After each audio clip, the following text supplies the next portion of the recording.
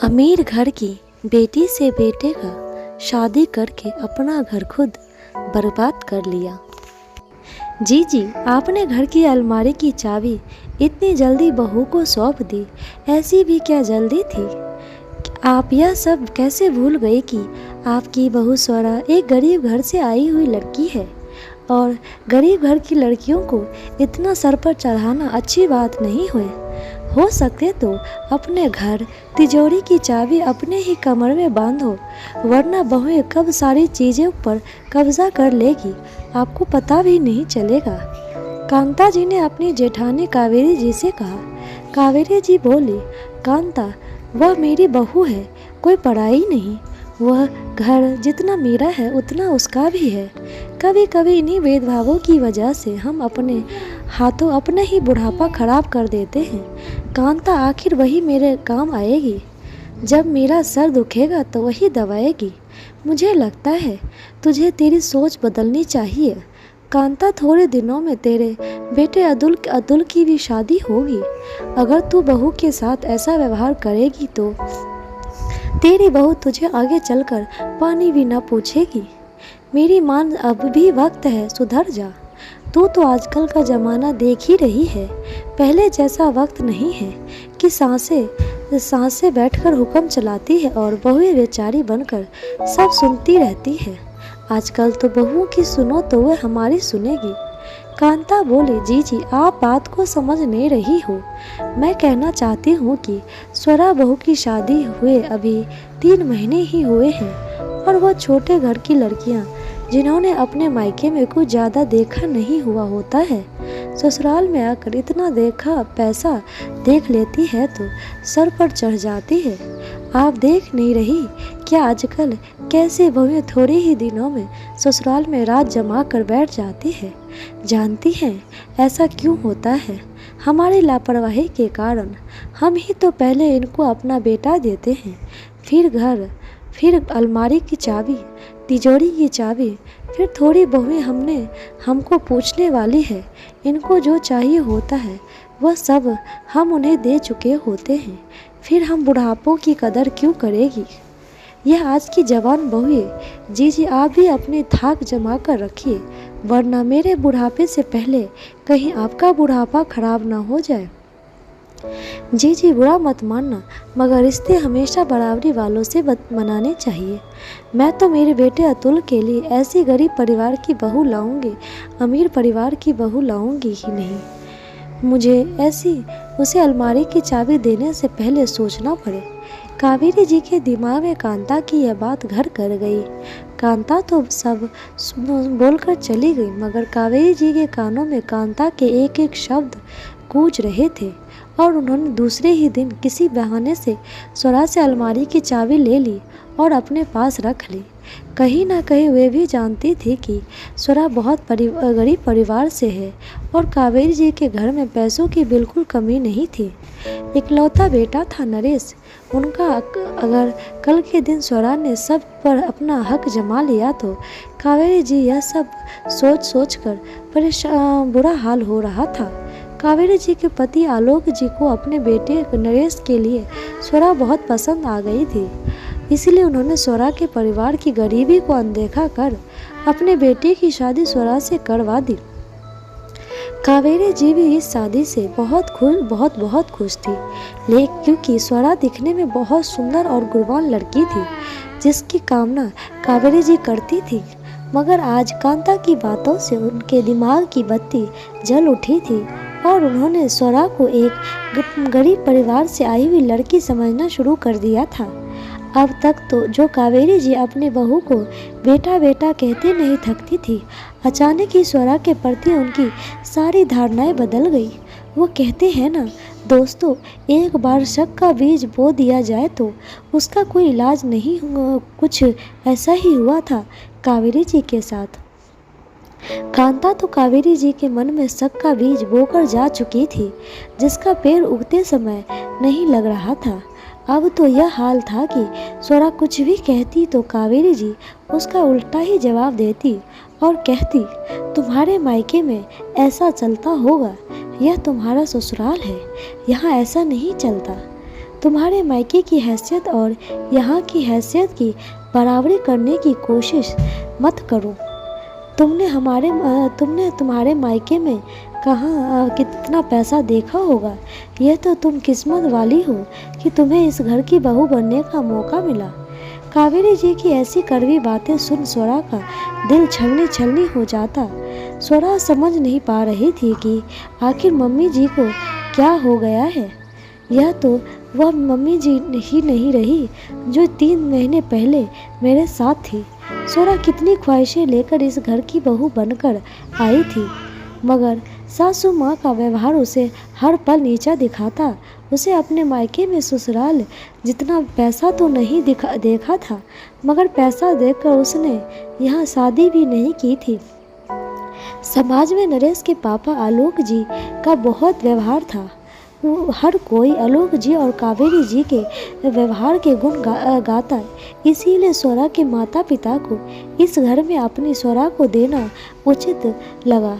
दोनों ने सोचा हमारी लड़की को इस घर में वही प्यार और सम्मान मिलेगा जिसकी एक बहू को चाहत होती है।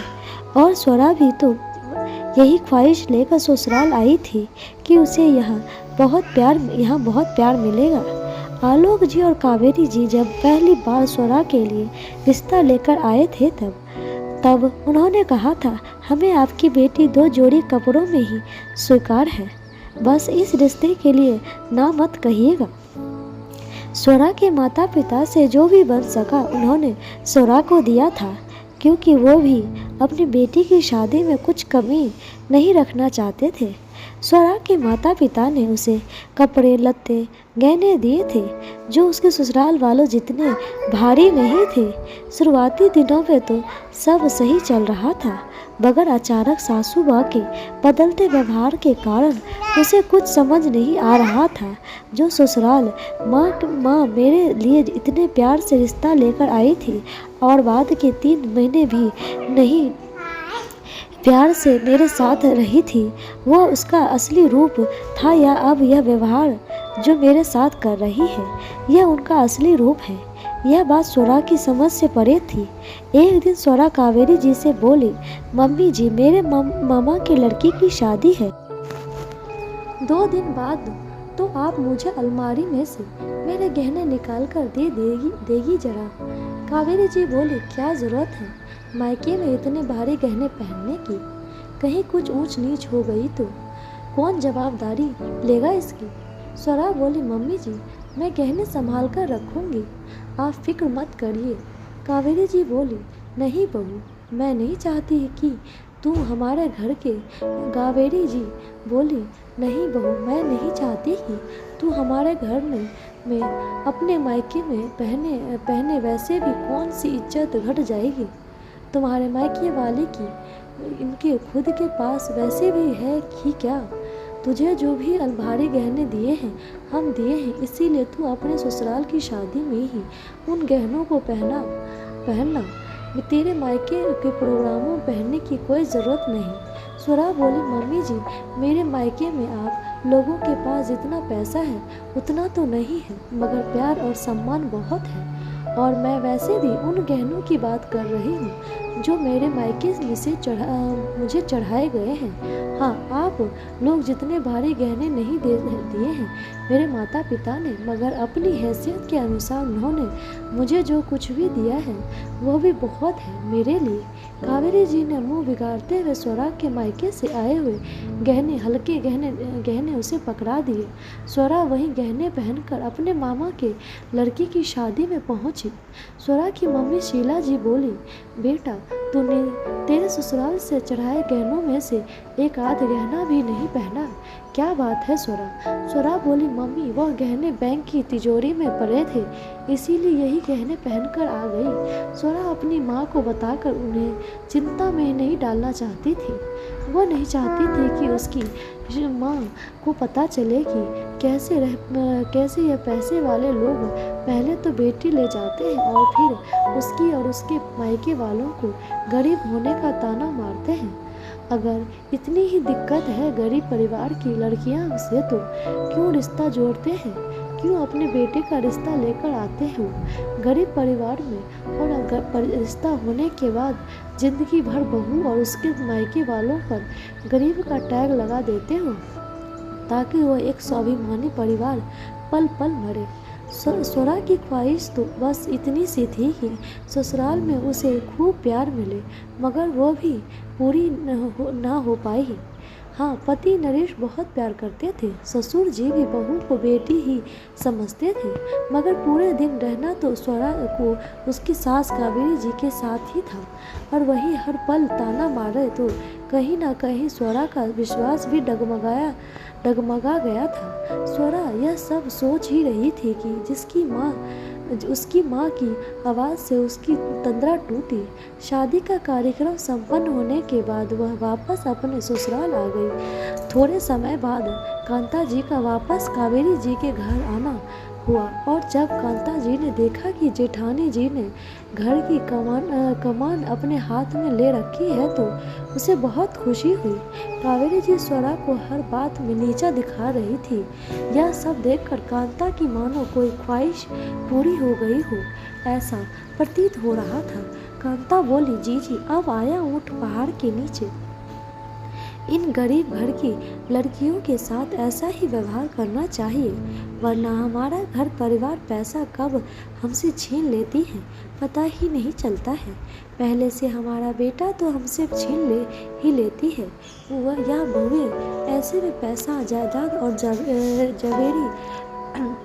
जेवर भी इनका हक हो जाए तो हमारा इस घर में क्या अस्तित्व रह जाएगा। मैं तो कभी मेरे बेटे की शादी गरीब घर में नहीं करवाऊंगी।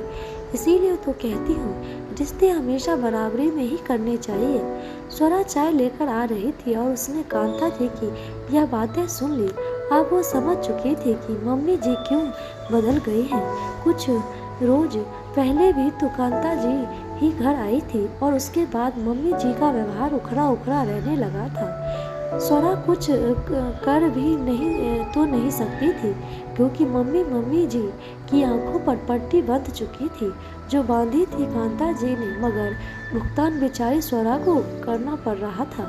खैर, थोड़े ही महीनों बाद कांता जी के बेटे अतुल की शादी एक बहुत बड़े खानदान में हुई थी। वे लोग बहुत पैसे वाले थे। उनके इकलौती बेटी नव्या अपने साथ बहुत कुछ लेकर आई थी। कीमती सोने जवाहरात, कीमती आभूषण और कीमती कपड़े लत्ते, और भी बहुत कुछ जो कांता जी चाहती थी, उससे भी ढेरों गुना ज़्यादा। थोड़े ही दिनों बाद उनकी यह सारी खुशी मिट्टी में मिल गई। जब नव्या घर का कोई काम नहीं करती, बार बाहर शॉपिंग करना, बाहर का खाना खाना और बस घूमना फिरना, यही उसके शौक थे। अलमारी में अपनी सारी कीमती चीज़ों छुपा कर रखती थी, कहीं कोई चोरी ना कर ले। कांता जी की रत्ती भर इज्जत नहीं करती थी नव्या, यहाँ तक कि दहेज में 3 अलमारियाँ लेकर आई थी, जिसे घर के किसी भी सदस्य को छूने तक नहीं देती थी। कांता जी अगर कुछ कहना चाहती तो उन्हें तुरंत चुप करा देती नव्या, और कहती, मम्मी जी, मैंने अब तक मेरे अनुसार ही ज़िंदगी जी है। कभी मुझे मेरे मम्मी पापा ने भी जोर से या डांट लगाकर बात नहीं की है, तो आपका भी कोई अधिकार नहीं है कि आप मुझसे ऊंची आवाज़ में बात करें। मैं बहुत कुछ दहेज में लाई हूँ, आप लोगों ने तो ऐसा सामान पहली बार देखा होगा। कांता जी का अब ऐसे माहौल में दम घुटने लगा था। एक दिन वह कावेरी जी के घर आकर अपना रोना रोने लगी कि वह कितनी तकलीफ में है। उनके बहू लाने से पहले क्या क्या अरमान थे जो नव्या के आने के बाद टूट चुके हैं। तब स्वरा बोली, चाची जी, रिश्ता तो हमेशा बराबरी वालों से ही करना चाहिए, वरना ऐसे हाल हो जाते हैं। आपकी बहू तो बहुत अमीर घर से है ना, फिर आपको ऐसी तकलीफ कैसे आ गई? लोगों के घर जाकर तो आप बड़ी पट्टी पढ़ाती हो कि उन्हें कैसे घर से बहू लानी चाहिए। आपका यह अंजाम होगा, इसकी उम्मीद नहीं थी किसी को। कावेरी जी और कांता जी दोनों एक दूसरे का मुंह ताकने लगे। कांता के जाने के बाद कावेरी जी को अपने किए पर पश्चाताप हो रहा था। और वह सोच कर वो भगवान का शुक्रिया कर रही थी कि उन्हें स्वरा जैसी बहू मिली है, नव्या जैसी नहीं। वह वापस पहले वाली कावेरी जी में तब्दील हो गई थी। आज उन्होंने बहुत समय बाद स्वरा से प्यार से बात की थी और अपने किए दुर्व्यवहार की माफ़ी भी मांगी, और फिर से एक बार अलमारी की चाबी भी उन्होंने स्वरा को सौंपते हुए बोली, बहू मैं कांता की बातों में आ गई थी, मुझे माफ़ कर दो। स्वरा बोली, मम्मी जी मुझे यह अलमारी की चाबी नहीं चाहिए, मुझे तो बस आपका प्यार और विश्वास चाहिए। पराए लोगों को घर की नींव हिलाने का मौका तो आपने ही दिया है मम्मी जी, वरना किसी की मजाल नहीं कि वह आकर हमारे घर ही में फूट डाल दे। कावेरी जी बोली, हाँ बहू तुम बिल्कुल सही कह रही हो, काश मैं भी यह बात पहले ही समझ जाती तो मैं तुम्हारे साथ कभी ऐसा व्यवहार नहीं करती। दोस्तों, कभी कभी पराये लोग हमारे घर की नींव हिला देते हैं क्योंकि शायद हम उन्हें यह मौका देते हैं, इसीलिए हो सके तो कभी लोगों की बातों में ना आए। लोग तो कभी चाहते ही नहीं कि आपकी घर की खुशी से चले, इसीलिए आग लगाने की कोशिश करते हैं, मगर परिवार आपका है, रिश्ते भी आपके हैं, इसीलिए आपको अपने दिमाग से ही काम लेना चाहिए। आपको ये कहानी कैसी लगी अपनी प्रतिक्रिया जरूर दें तथा अपनी अन्य कहानी को पढ़ने के लिए सब्सक्राइब अवश्य करें, लाइक शेयर कमेंट जरूर करें। धन्यवाद।